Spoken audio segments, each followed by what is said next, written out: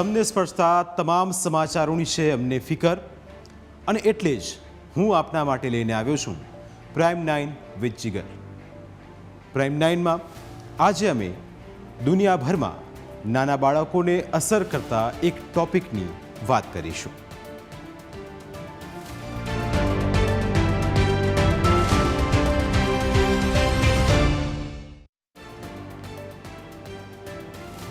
Danger diaper. આજે અમે બાળકના ઉછેરના મામલે મહત્વની એક વાત જણાવીશું.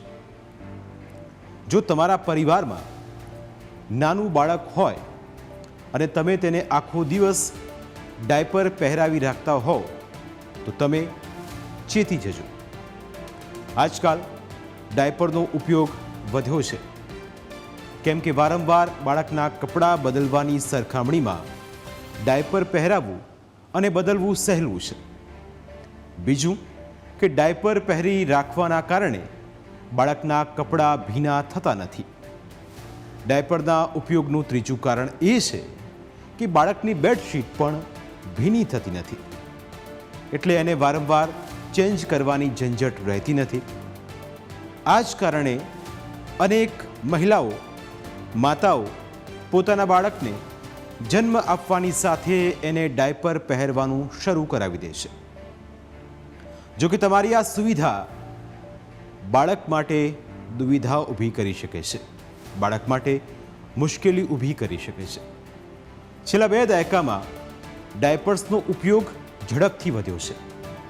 ખાસ કરીને ન્યુક્લિયર ફેમિલી એટલે કે પતિ, પત્ની અને બાળકો જ હોય એવા પરિવારોમાં ડાયપર્સનો ઉપયોગ વધુ હોય છે. ડૉક્ટર્સનું કહેવું છે કે નવજાત શિશુને સતત ડાયપર પહેરાવીને માતા પિતા બાળકની પેશાબ કરવાની ઈચ્છાને દબાવી રહ્યા છે, જેની ખૂબ જ ખરાબ અસર થાય છે. ડાયપરની અનેક સાઇડ ઇફેક્ટ્સ થઈ શકે છે. અમે તમને એક સાઇડ ઇફેક્ટ વિશે જણાવીશું. એના વિશે વખતો વખત ચર્ચા થતી રહે છે. જો કે એક રિપોર્ટમાં ચોંકાવનારી હકીકત સામે આવી છે અને તે ચિંતા સમાન છે, કારણ કે આ હકીકત એ તમામ માતા પિતા માટે લાલ બત્તી સમાન છે. આ હકીકત એટલી ગંભીર છે કે જો આપણે સાવધાન નહીં થઈએ તો આપણા સંતાનોને તે નુકસાનકારક સાબિત થઈ શકે છે. કેવી રીતે ડાયપર ડેન્જર છે તેની વાત કરીએ, કારણ કે આ ડાયપર તમારા વહાલ સોયાને નુકસાન પહોંચાડી શકે છે. ડાયપરથી કિડનીને નુકસાન થઈ શકે છે. ડાયપરની આદત બાળકના આરોગ્ય માટે સૌથી વધારે ખતરનાક છે, કારણ કે બાળકને તે સીધી રીતે અસર કરે છે. ડાયપરના વધારે વપરાશના કારણે બાળકની કિડની પર તેની ખરાબ અસર થઈ શકે છે.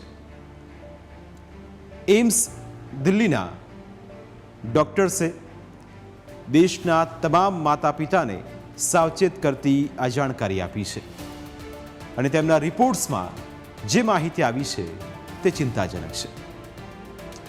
ડાયપર ટાઈટ હોય તો બાળકની કિડનીને તે સીધી અસર કરે છે, અને તેના કારણે તેના ગંભીર પરિણામો પણ ભોગવવા પડતા હોય છે. એટલું જ નહીં, બાળક નાનું છે અને તેને સતત ડાયપર પહેરવામાં આવે છે તો આ બાળકમાં પેશાબની સમસ્યા વધી જાય છે. એટલે જો સ્થિતિ વધારે વણસે તો બાળકને કિડનીની સર્જરી પણ કરવાની ફરજ પડે છે, અને ડૉક્ટર્સ એ દિશામાં આગળ વધે છે. એટલે આવું ન થાય એના માટે સાવધાન રહેવું ખૂબ જરૂરી છે. એમ્સ દિલ્હી દ્વારા કરવામાં આવેલા સંશોધન અનુસાર દર 300માંથી એક બાળકના બોડીમાં યુરિનનો માર્ગ સીધો નથી હોતો.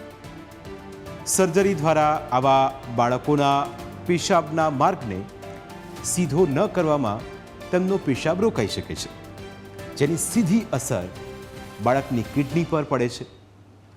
જૂના જમાનામાં બાળકોને સુતરાઉ કે મુલાયમ કાપડની લંગોટ પહેરવામાં આવતી હતી. એ લંગોટને ધોઈ દેવામાં આવતી અને તડકામાં સૂકવીને ધોઈને એનો ફરી ઉપયોગ કરવામાં આવતો, જેથી તડકામાં એની અંદર રહેલા બેક્ટેરિયાનો નાશ થઈ જાય.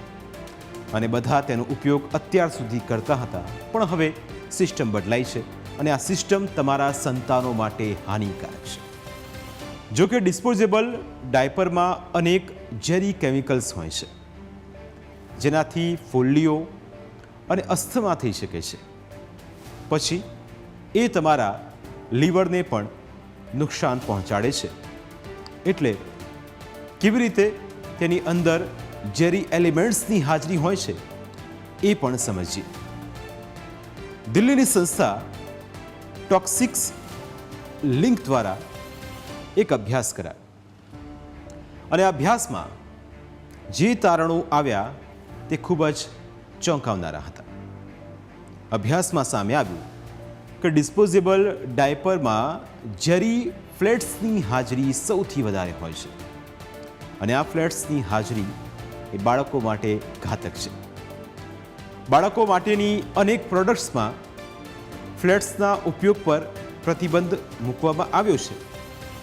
તેમ છતાં કેટલાક કિસ્સાઓમાં તેનો ઉપયોગ થાય છે અને તે બાળક માટે ગંભીર સાબિત થાય છે.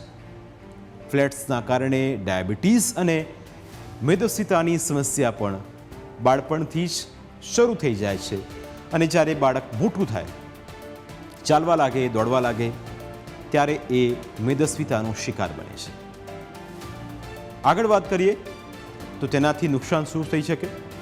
તો રિપ્રોડક્ટિવ ડિસઓર્ડર પણ થઈ શકે છે. એટલે એ એક મોટી સમસ્યા, સંતાનોને તેનો સામનો કરવો પડે, નાના ભૂલકાઓને તેનો સામનો કરવો પડે અને લાંબા ગાળે તે મોટું રૂપ ધારણ કરે. ફ્લેટ્સની શરીર પર લાંબા ગાળા સુધી અસર રહે છે. એટલે કે બાળક નાનું હોય અને શરૂઆતથી ડાયપર પહેરાવવાની એક પદ્ધતિ અથવા તો પેટર્ન બની જાય.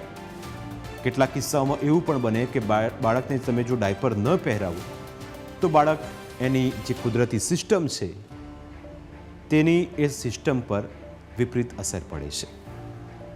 એટલે હોસ્પિટલ હોય કે ઘર, ગામ હોય કે શહેર, દરેક જગ્યાએ બાળક માટે ડાયપર્સ મળે છે. અનેક મોટી કંપનીઓ આ માર્કેટમાં છે.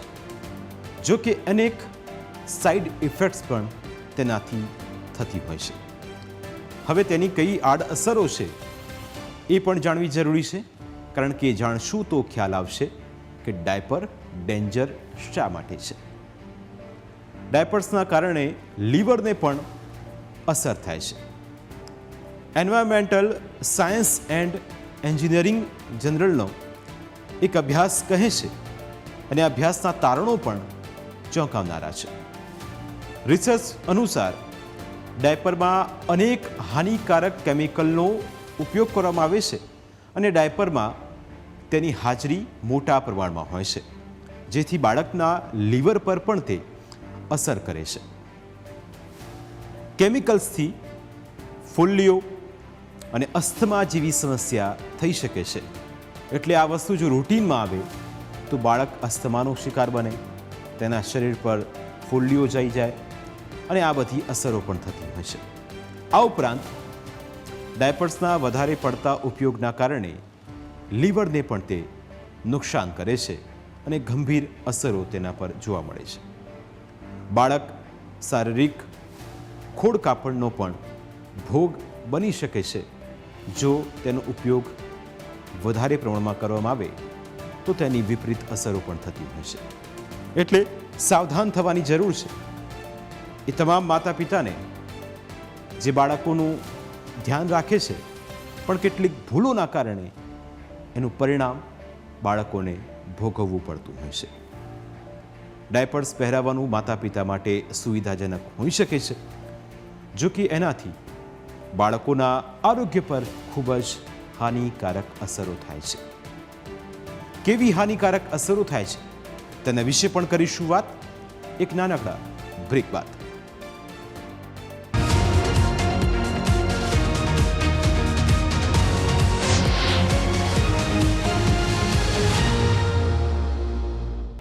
તો બાળકો પર ડાયપરની કેવી અસરો થાય છે એ પણ આપણે જાણી લઈએ, કારણ કે મેલ ઇન્ફર્ટિલિટી અને કેન્સરનું કારણ પણ આ ડાયપર બની શકે છે.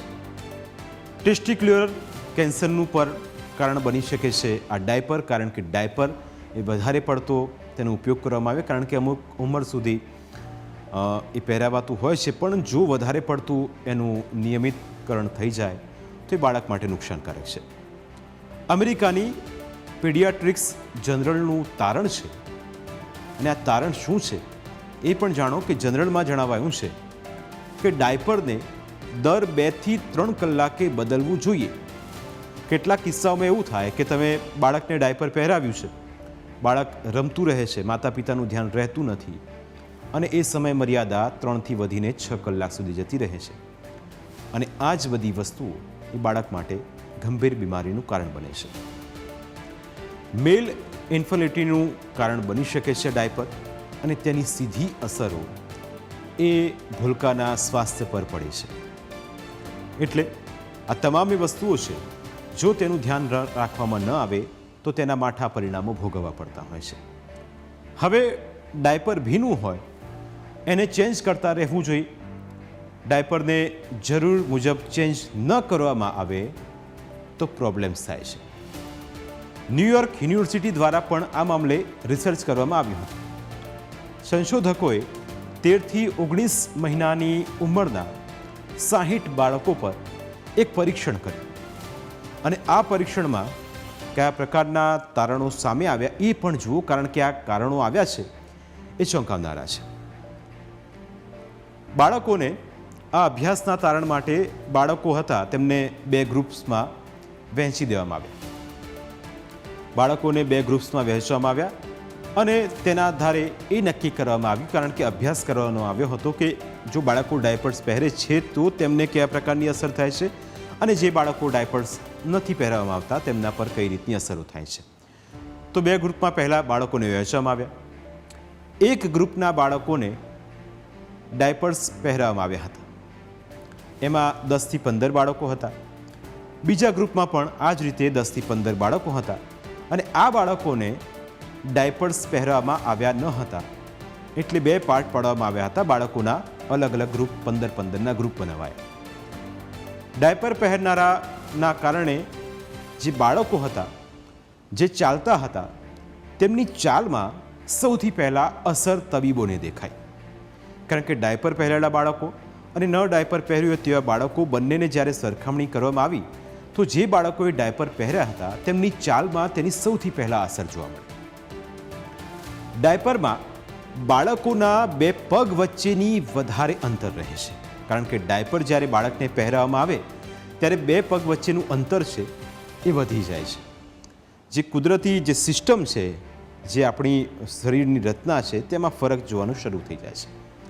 હવે વધારે અંતરના કારણે જે બાળક ચાલતું હોય તેની ચાલ પર સૌથી પહેલાં તેની સીધી અસર થાય છે, અને બાળકના ચાલમાં આપણને તે જોવા મળે. ડાયપરના કારણે થતી સાઇડ ઇફેક્ટ્સનું લિસ્ટ ખાસું લાંબુ છે. અમે તમને કેટલીક વધુ સાઇડ ઇફેક્ટ્સ વિશે જણાવીશું, કારણ કે ડાયપરની આડઅસરો પણ જાણવી ખૂબ જરૂરી છે. હવે તેની આડઅસર કયા પ્રકારની હોઈ શકે? સૌથી પહેલાં જે આપણો યુરિનનો જે માર્ગ છે એમાં સૌથી વધારે ચેપનું જોખમ રહે છે, એટલે કે તેની અંદર ચેપ થવાનું જોખમ રહે છે, અને ત્યારબાદ એ અન્ય બીમારીઓને પણ આમંત્રણ આપે છે.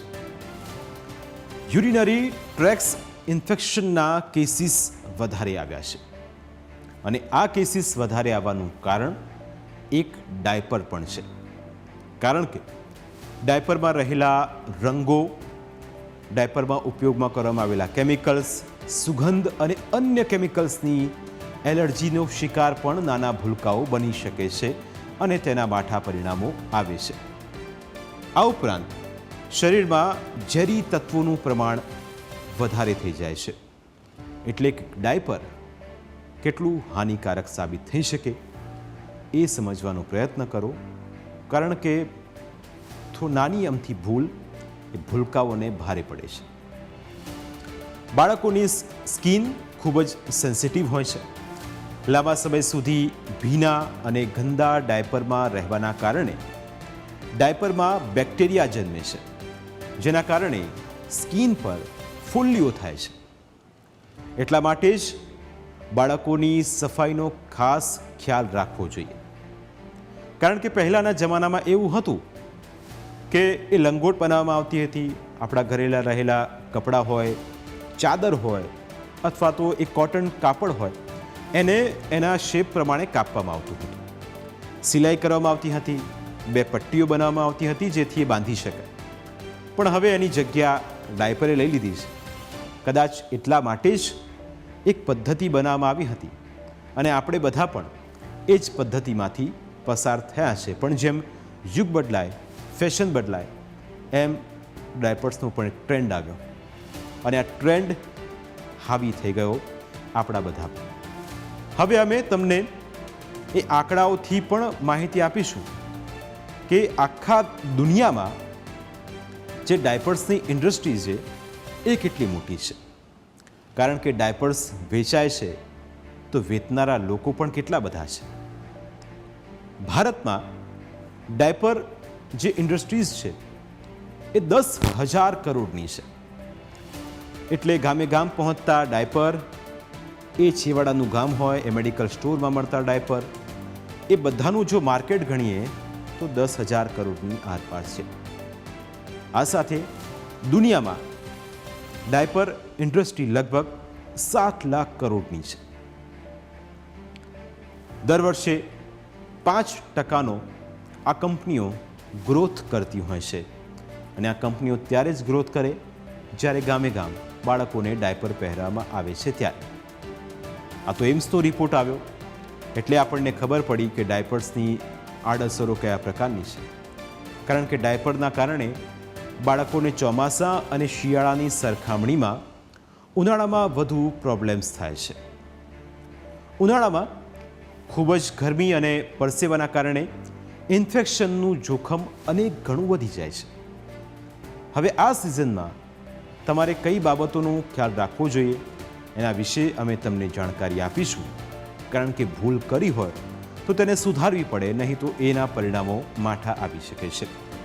હવે જો તમે ડાયપર તમારા સંતાનોને પહેરાવો છો તો શું ખ્યાલ રાખશો? કારણ કે ટેવ પડી હશે અને બદલતા વાર લાગશે, પણ ધીરે ધીરે એ બદલાઈ જાય એ જ તમારા સંતાનો માટે હિતકારી સાબિત થશે. ડાયપર બદલતા સમયે સારા મોઇશ્ચરાઇઝરનો ઉપયોગ કરો જેથી તમારું સંતાન છે તે કોઈ પણ બીમારી કે બીજી કોઈ વસ્તુનો શિકાર ન બને. ડાયપરના કારણે ત્વચાની સમસ્યાને ઘટાડવા નારિયેળ તેલનો ઉપયોગ કરવો હિતાવહ છે. ખોપરેલ જેને આપણે કહીએ છીએ અને એ બજારમાં મળતું હોય છે તો તેનો ઉપયોગ પણ તમે કરી શકો છો. નારિયેળ તેલથી માલિશ કરો એટલે ડાયપર પહેરવાના કારણે બાળકની કમર પર જે પટ્ટા પડી જતા હોય છે એ પટ્ટા ન પડે. હવે ડાયપર દૂર કર્યા બાદ બાળકને ખુલ્લી હવામાં થોડી વાર રાખો જેથી તે સ્વસ્થ થઈ શકે. ત્વચા સુકાઈ જાય છે એ પછી જ ડાયપર પહેરાવો. ઉનાળામાં વારંવાર ડાયપર બદલતું રહેવું જોઈએ કારણ કે બાળકને ઉનાળામાં પસીનો થતો હોય અને એ જ પસીનો જ્યારે વધારે પ્રમાણમાં થાય તો એની આડઅસરો થતી હોય છે. ડાયપર પહેરાવતી વખતે પેરેન્ટના હાથ સાફ હોવા જોઈએ. તબીબો પણ આ સલાહ આપતા હોય છે એટલે આ બધી વસ્તુનું ધ્યાન રાખવું ખૂબ જરૂરી છે. જૂનું ડાયપર ફેંક્યા બાદ પણ હાથ સાફ કરવા જોઈએ કારણ કે તેની અંદર પણ બેક્ટેરિયા રહેલા હોય છે. 24 કલાક બાળકને ડાયપરમાં રાખવું જરાય યોગ્ય નથી. માતા પિતાને કેટલાક કિસ્સાઓમાં આળસ આવતી હોય છે કે ડાયપર પહેરાવી લીધું છે, બાળક સૂઈ ગયું છે એટલે આપણે હવે એ બાજુ જોવાની જરૂર નથી, આપણે આરામ કરીએ. પણ તમારો આરામ તમારા સંતાનને ભારે પડી શકે છે. ડાયપરનું મટીરિયલ મુલાયમ હોવું જોઈએ. અત્યારે બજારમાં અનેક પ્રકારની કંપનીઓ, અલગ અલગ કંપનીઓ આવી છે, પોતપોતાની પ્રોડક્ટ્સ વેચે છે. પણ આ પ્રોડક્ટ વેચવાના કારણે તમે પ્રોડક્ટ ઘરે લઈને આવો છો અને તમારા સંતાનને તે પહેરાવો છો અને તેની અસર થાય છે. દુનિયાભરના પેડિયાટ્રિક્સ સલાહ આપે છે કે સામાન્ય રીતે દર 2 કલાકે બાળકનું ડાયપર બદલવું જોઈએ. ભૂલકાની બાબતમાં કોઈ પણ ભૂલ ન કરવી જોઈએ. ડાયપર્સના કારણે પર્યાવરણને પણ ખૂબ જ નુકસાન થાય છે. ડિસ્પોઝેબલ ડાયપરને નષ્ટ થતાં ખાસો સમય લાગે છે, જેના કારણે જમીનને નુકસાન થાય છે. એટલે જ પર્યાવરણ ફ્રેન્ડલી ડાયપર્સની પસંદગી કરવી જોઈએ, અને જે આપણી પ્રકૃતિને નુકસાન ન પહોંચાડે, આપણા પરિવારને નુકસાન ન પહોંચાડે અને તેના કારણે એના માઠા પરિણામો ભોગવવા ન પડે. અને એટલે જ વારંવાર અમે પણ અપીલ કરીએ છીએ, કારણ કે જો અહેવાલ સામે આવ્યો છે તે ચોંકાવનારો છે. કારણ કે આવા ભૂલકાઓ આપણા ઘરમાં રમતા હોય, પરિવારની ખુશીનું સૌથી મોટું કારણ હોય, અને એ જ ભૂલકાઓ સાથે આપણે આ રીતના ડાયપર્સનો ઉપયોગ કરીએ તો એ એમની સાથે નાઇન્સાફી છે. કારણ કે આપણી આળસ એ આપણા જ આ ભૂલકાઓ માટે સૌથી મોટી મુસીબતનું કારણ બને છે. ચોક્કસથી તમને અમારો આ કાર્યક્રમ પસંદ આવ્યો હશે, કારણ કે અમે ઈચ્છીએ છીએ કે આવા જ કાર્યક્રમ થકી અમે એક જાગૃતિનું માધ્યમ બનીએ, એક લોક જાગૃતિનું માધ્યમ બનીએ, જેથી આપણા સુધી આવા પ્રોગ્રામથી માહિતી પહોંચે અને એક સારો સંદેશ સમાજમાં પણ જાય. અમારી વિશેષ રજૂઆતમાં સમય થયો છે બ્રેકનો. બ્રેક બાદ વાત કરીશું વિકસતા ભારતની.